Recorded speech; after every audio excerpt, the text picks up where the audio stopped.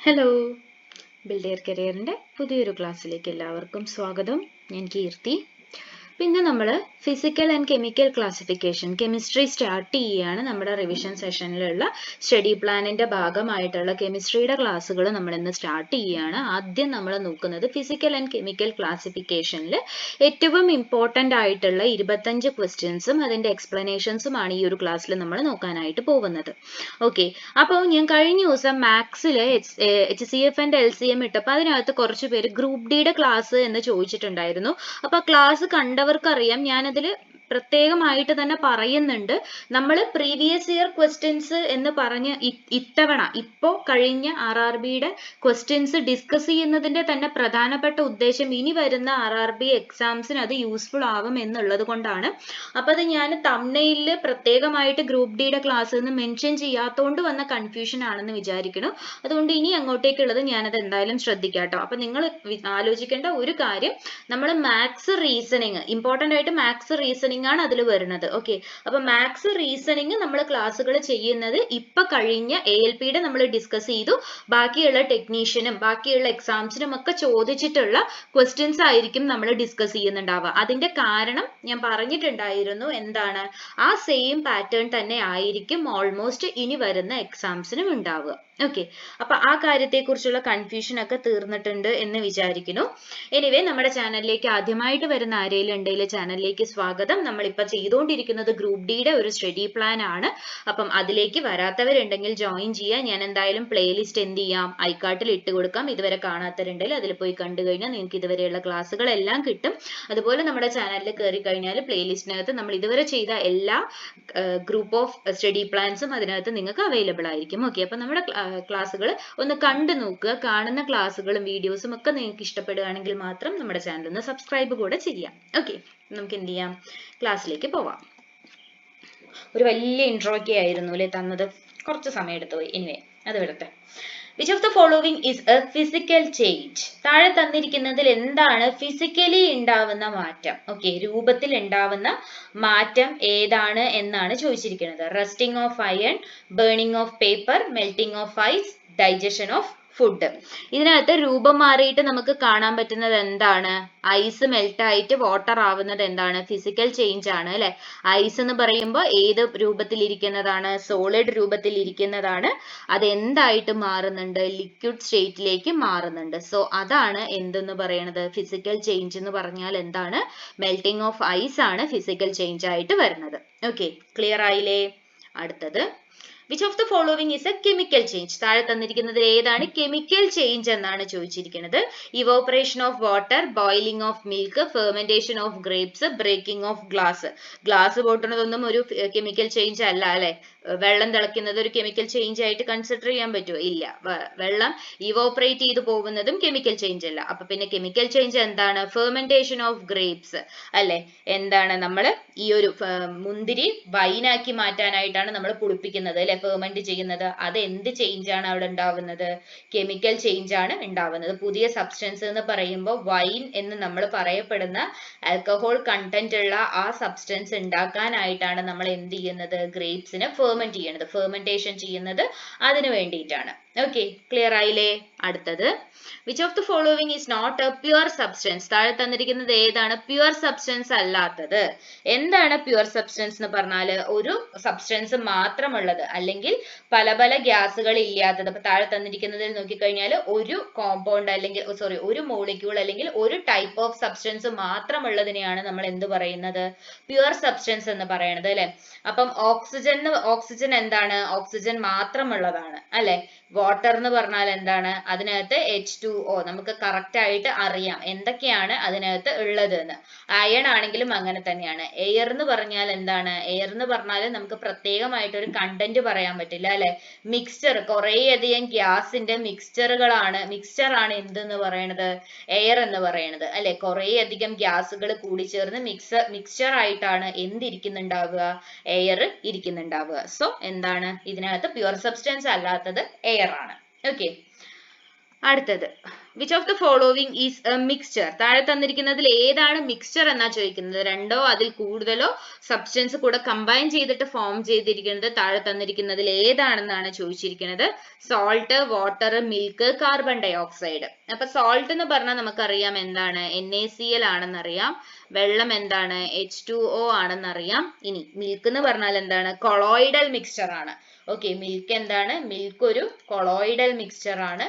Colloidal മിക്സ്ചറിൽ എന്തൊക്കെയാണ് മിൽക്കിനകത്തുള്ളത്? മിൽക്കിനകത്തുള്ളത് ഫാറ്റും വാട്ടറും ആണ്. ഓക്കെ, ഫാറ്റും വെള്ളവും കൂടി ചേർന്നിട്ടാണ് എന്ത് ഫോം ചെയ്തിരിക്കുന്നത്, പാല് ഫോം ചെയ്തിരിക്കുന്നത്.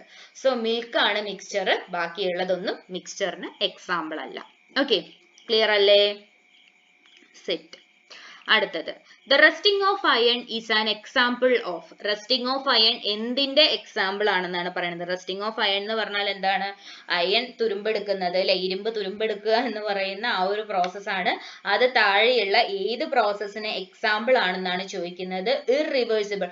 അതൊരു കെമിക്കൽ ചേഞ്ച് ആണ്, ഫിസിക്കൽ ചേഞ്ച് അല്ലാന്ന് നമുക്കറിയാം, കെമിക്കൽ ചേഞ്ച് ആണ്. അപ്പൊ പിന്നെ ഇവിടെ ഉള്ളത് എന്താണ്, ഇറിവേഴ്സിബിൾ. വൺസ് അത് അങ്ങനെ സംഭവിച്ചു കഴിഞ്ഞാൽ നമുക്ക് അതിനെ തിരിച്ച് എന്ത് ചെയ്യാൻ പറ്റില്ല, പഴയ രൂപത്തിലേക്ക് കൊണ്ടുവരാൻ പറ്റില്ല. റസ്റ്റിംഗ് ഓഫ് അയൺ പ്രിവെന്റ് ചെയ്യാനായിട്ടാണ് നമ്മൾ എന്ത് ചെയ്യുന്നത്, ഗാൽവനൈസേഷൻ ഒക്കെ ചെയ്യണത്, അല്ലെ, കോട്ടിങ് ചെയ്യണത്. ഓക്കെ, സിങ്ക് യൂസ് ചെയ്ത് ഗാൽവനൈസേഷൻ ഒക്കെ നമ്മൾ ചെയ്യുന്നത് ഈ ഒരു റസ്റ്റിംഗ് പ്രിവെന്റ് ചെയ്യാനായിട്ടാണ്. ഓക്കെ, ക്ലിയർ അല്ലേ? അടുത്തത് which of the following changes is reversible. Reverse ചെയ്യാൻ പറ്റുന്നത്, തിരിച്ച് പഴയ രൂപത്തിലേക്ക് കൊണ്ടുവരാൻ പറ്റുന്ന ചേഞ്ച് താഴെ തന്നിരിക്കുന്നതിൽ ഏതാണെന്നാണ് ചോദിച്ചിരിക്കുന്നത്. വെള്ളം തിളപ്പിച്ച് കഴിഞ്ഞ് നീരാവിയായി പോയ നീരാവിനെ നമുക്ക് കണ്ടൻസ് ചെയ്ത് തിരിച്ച് വെള്ളമാക്കി കൊണ്ടുവരാം. ബാക്കിയുള്ളതൊക്കെ അങ്ങനെ ചെയ്യാൻ പറ്റുമോ?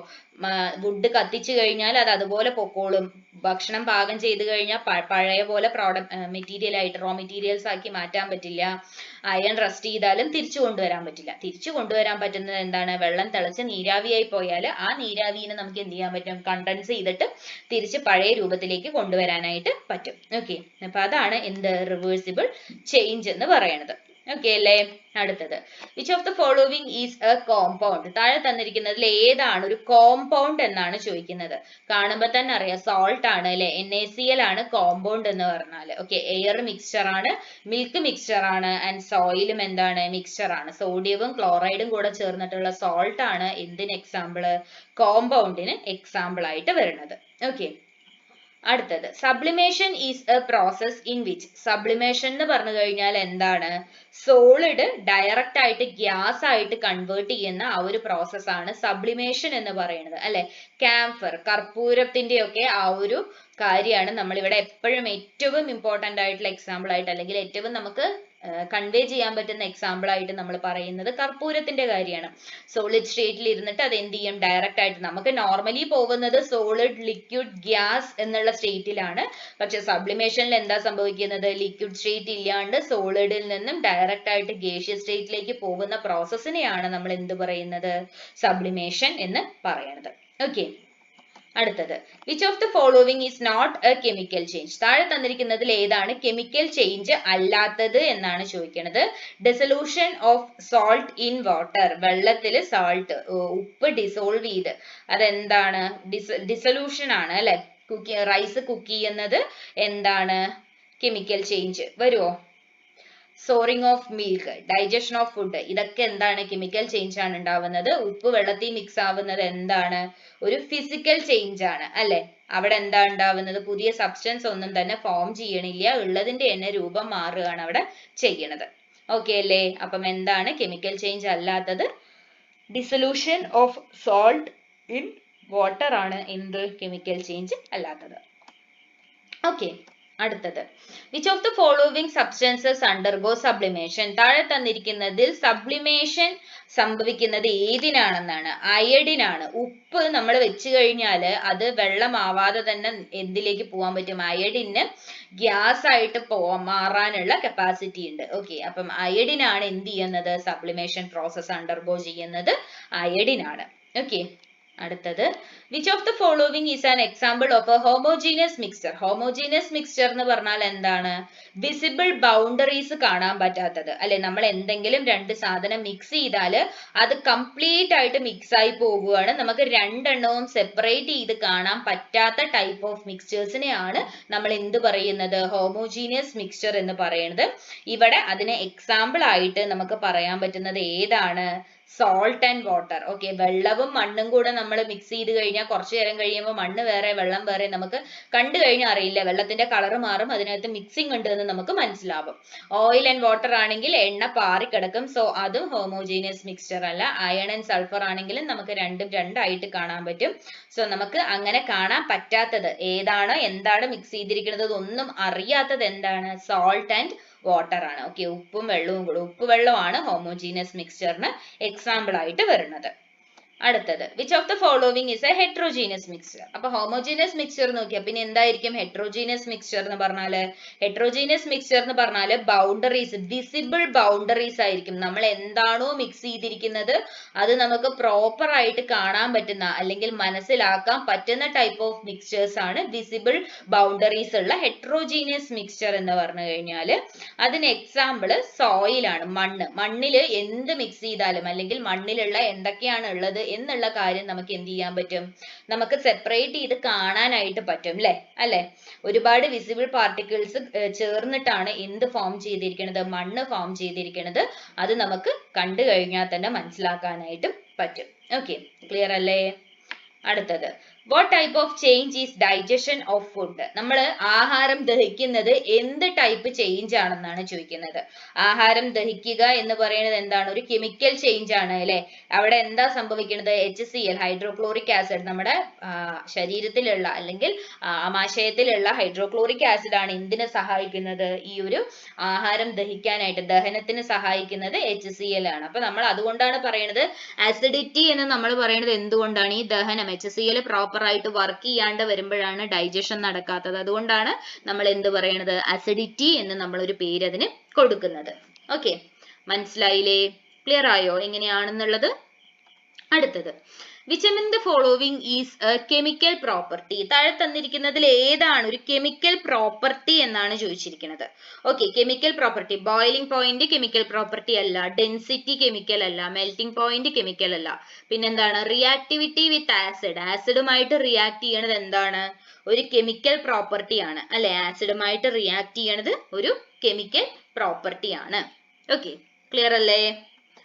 which one is a physical property? താഴെ തന്നിരിക്കുന്നതിൽ ഏതാണ് ഒരു പ്രോപ്പർട്ടി എന്നാണ് ചോദിച്ചിരിക്കുന്നത്. കണ്ടാൽ തന്നെ നമുക്കറിയാം, കളർ. കളർ എന്ന് പറഞ്ഞാൽ എന്താണ്? ഒരു ഫിസിക് ആണ് അല്ലെ? കളർ എന്ന് പറഞ്ഞാൽ നമുക്ക് കാണാൻ പറ്റുന്ന അല്ലെങ്കിൽ ആ ഒരു ഫിസിക്കൽ അപ്പിയറൻസിനെ എന്താ പറയാ മെൻഷൻ ചെയ്യുന്നതാണ് കളർ എന്ന് പറയുന്നത്. സോ അതാണ് എന്ത്? ഫിസിക്കൽ പ്രോപ്പർട്ടി ആയിട്ട് വരുന്നത്.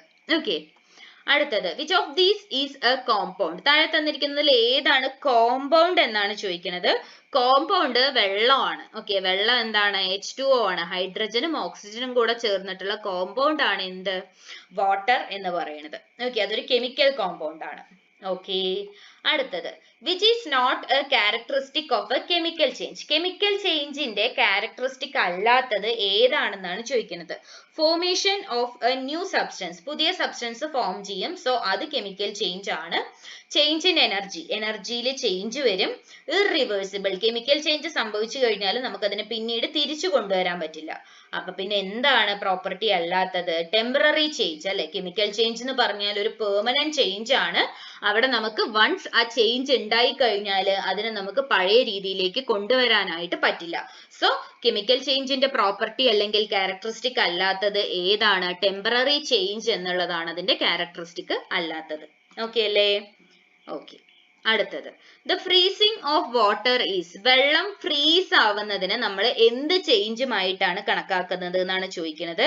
വെള്ളം ഫ്രീസ് ആവുന്നത് ഒരു ഫിസിക്കൽ ചേഞ്ച് ആണ്. ഓക്കെ, ഫ്രീസ് ആവുമ്പം സ്റ്റേറ്റ് മാത്രമാണ് മാറുന്നത് അല്ലെ? അതായത് ഇപ്പം സോളിഡ് ആവുകയാണ് അല്ലെ? വാട്ടർ ലിക്വിഡ് ഫോമിൽ ഇരിക്കുന്ന വാട്ടർ ഫ്രീസ് ആയാൽ ഐസ് രൂപത്തിലാവും. അതെന്താണ്? സോളിഡ് ആണ്. ഈ സോളിഡ് മെൽറ്റ് ചെയ്താൽ ഉണ്ടാവുന്നത് ലിക്വിഡ് ആണ്. അപ്പൊ ഇവിടെ ഇവോപ്പറേറ്റ് ചെയ്താൽ എന്താവും? അത് ഗേഷ്യസ് ഫോം ഫോമിലേക്ക് മാറും. അപ്പൊ അവിടെ സംഭവിക്കുന്ന ചേഞ്ച് എന്താണ്? It's all physical change. Physical change ആണ് അവിടെ സംഭവിക്കുന്നത് അല്ലെ. അല്ലാണ്ട് H2O എന്നുള്ള ആ ഒരു കോമ്പൗണ്ടിന് പ്രത്യേകിച്ച് ഒരു മാറ്റവും സംഭവിക്കണില്ല. അത് ഇരിക്കുന്ന രൂപങ്ങളാണ് മാറി മാറി പോകുന്നത്. ഓക്കെ, അത് ക്ലിയർ ആയി എന്ന് വിചാരിക്കുന്നു. അടുത്തത്, which of the following is A chemical change? താഴെ തന്നിരിക്കുന്നതിൽ ഏതാണ് ഒരു കെമിക്കൽ ചേഞ്ച് എന്നാണ് ചോദിക്കുന്നത്. കെമിക്കൽ ചേഞ്ച് പഞ്ചസാര അലിയുന്നത് കെമിക്കൽ ചേഞ്ച് അല്ല അല്ലെ. ഗോൾഡ് മെൽറ്റ് ആവുന്നത് കെമിക്കൽ ചേഞ്ച് അല്ല. അയൺ ഹീറ്റ് ചെയ്യുന്നതും അവിടെ കെമിക്കൽ ചേഞ്ച് സംഭവിക്കണില്ല.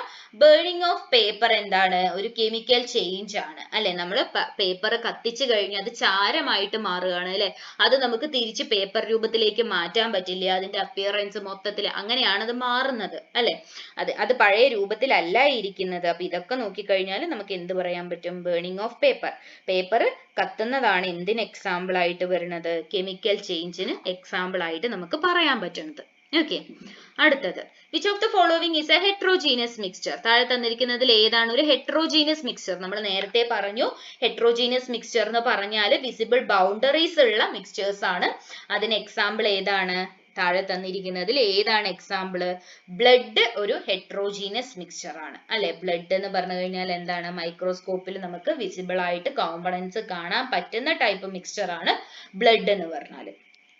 ഓക്കെ, അടുത്തത്, which of the following is A chemical change? താഴെ തന്നിരിക്കുന്നതിൽ ഏതാണ് കെമിക്കൽ ചേഞ്ച് എന്നാണ് ചോദിച്ചിരിക്കുന്നത്. കെമിക്കൽ ചേഞ്ച് നമുക്ക് റൈപ്പണിംഗ് ഓഫ് ഫ്രൂട്ട് അല്ലെ, പഴങ്ങള് ചീഞ്ഞു പോകുന്നത് എന്താണ്? കോംപ്ലക്സ് ആയിട്ടുള്ള കുറേയധികം കെമിക്കൽ റിയാക്ഷൻസ് സംഭവിച്ചിട്ടാണ് അവിടെ എന്തുണ്ടാവുന്നത്? പഴങ്ങൾ ചീഞ്ഞു പോകുന്നത്. ഓക്കെ, ബാക്കിയുള്ളതൊക്കെ എന്താണ്? ഫിസിക്കൽ ചേഞ്ച് ആണ് സംഭവിക്കുന്നത് എന്ന് നമുക്ക് കണ്ടു കഴിഞ്ഞാൽ തന്നെ അറിയാൻ പറ്റും. അടുത്തത്, which of the following shows Tyndall effect? Tyndall effect കാണിക്കുന്നത് താഴെയുള്ള ഏതാണെന്നാണ്? മിൽക്ക് ഒരു കൊളോയിഡ് ആണ്. സോ മിൽക്ക് ആണ് എന്ത് കാണിക്കുന്നത്? ടിൻറ്റൽ എഫക്ട് കാണിക്കുന്ന ഒരാൾ ആരാണ്? മിൽക്ക് ആണ്, പാലാണ്. ബിക്കോസ് പാൽ എന്താണ്? കൊളോയിഡ് ആണ്. ഓക്കെ, കൊളോയിഡ് ആയതുകൊണ്ട് തന്നെ ടിൻറ്റൽ എഫക്ട് ആരാ കാണിക്കുന്നത്? പാലാണ് കാണിക്കുന്നത്. A mixture of iron and sulphur is? സൾഫറിന്റെയും അയണിന്റെയും ഒരു മിക്സ്ചർ, അതിനെ നമ്മൾ എന്തായിട്ടാണ് കൺസിഡർ ചെയ്യുന്നത്? അതൊരു ഹെട്രോജീനിയസ് മിക്സ്ചർ ആണ്. ഓക്കെ, അയണും സൾഫറും കൂടെ മിക്സ് ചെയ്താൽ അത് എന്ത് ടൈപ്പ് മിക്സ്ചർ ആണ്? ഹെട്രോജീനിയസ് മിക്സ്ചർ ആണ്. ഓക്കെ, അടുത്തത്, brass is an alloy of? Brass എന്ന് പറഞ്ഞാൽ കോപ്പറും സിങ്കും കൂടെ ചേർന്നിട്ടാണ് നമുക്ക് എന്ത് കിട്ടുന്നത്? ബ്രാസ് കിട്ടുന്നത്. കോപ്പർ പ്ലസ് സിങ്ക് ആണ് ബ്രാസ് എന്ന് പറയുന്നത്. ഓക്കെ, ലാസ്റ്റ് ക്വസ്റ്റ്യൻ ആണ്, which of the following is A chemical change? താഴെ തന്നിരിക്കുന്നതിൽ ഏതാണ് ഒരു കെമിക്കൽ ചേഞ്ച് എന്നാണ് ചോദിക്കുന്നത്. നമുക്ക് എല്ലാവർക്കും അറിയാം എന്താണ് കെമിക്കൽ ചേഞ്ച്? ഫോട്ടോസിന്തസിസ്. ഫോട്ടോസിന്തസിസ് ആണ് ഇവിടെ തന്നിരിക്കുന്നതിലുള്ള കെമിക്കൽ ചേഞ്ച് എന്ന് പറയണത്. ഓക്കെ, അപ്പൊ 25 ക്വസ്റ്റ്യൻസ് ആണ് നമ്മൾ ഇതിൽ ഡിസ്കസ് ചെയ്തിട്ടുണ്ടായിരുന്നത്. ഏറ്റവും ഇമ്പോർട്ടന്റ് ആയിട്ട് ഫസ്റ്റ് പോർഷനിൽ നിന്നും കെമിസ്ട്രിയുടെ ഈ ഒരു ഫിസിക്കൽ ആൻഡ് കെമിക്കൽ ചേഞ്ചിൽ നിന്നും വരാൻ സാധ്യതയുള്ളതും മുൻവർഷങ്ങളിൽ വന്നിട്ടുള്ളതുമായിട്ടുള്ള 25 ക്വസ്റ്റ്യൻ ആണ് നമ്മൾ ഡിസ്കസ് ചെയ്തത്. പറഞ്ഞു തന്ന കാര്യങ്ങളും പറഞ്ഞു തന്ന പോയിന്റ്സും എല്ലാവർക്കും മനസ്സിലായിട്ടുണ്ട്, ക്ലിയർ ആയിട്ടുണ്ട് എന്ന് വിചാരിക്കുന്നു. നമുക്ക് ഈ ഒരു ക്ലാസ് എന്ത് ചെയ്യാം? ഇവിടെ വൈൻഡ് അപ്പ് ചെയ്യാം. അപ്പൊ ഞാൻ പറഞ്ഞതുപോലെ തന്നെ നമ്മുടെ ചാനലിലേക്ക് ആദ്യമായിട്ട് വന്ന ആരെങ്കിലും ഉണ്ടെങ്കിൽ ചാനലിലേക്ക് സ്വാഗതം. നമ്മുടെ മുന്നേയുള്ള ക്ലാസ്സുകളൊക്കെ ഒന്ന് കണ്ടു നോക്കുക. കാണുന്ന ക്ലാസ്സുകൾ നിങ്ങൾക്ക് യൂസ്ഫുൾ ആയി തോന്നുവാണെങ്കിൽ മാത്രം നമ്മുടെ ചാനൽ ഒന്ന് സബ്സ്ക്രൈബ് കൂടെ ചെയ്യാം. ഓക്കെ, അപ്പൊ നമുക്ക് എന്ത് ചെയ്യാം? ഈ ഒരു ക്ലാസ് ഇവിടെ വൈൻഡ് അപ്പ് ചെയ്യാം. പുതിയൊരു ക്ലാസ്സുമായിട്ട് വീണ്ടും കാണാം. അതുവരേക്കും താങ്ക് യു.